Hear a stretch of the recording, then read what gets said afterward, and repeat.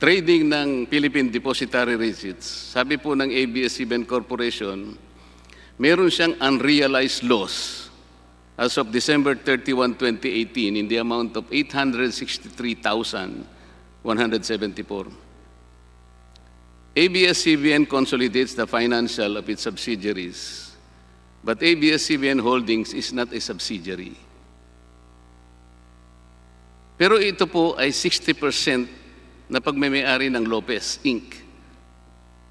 So paano po tinatrato yung PDRs sa libro ng ABS-CBN? Up to 2006 is treated as an asset. But since 2006 there was a new international accounting standard that de-recognizes that asset.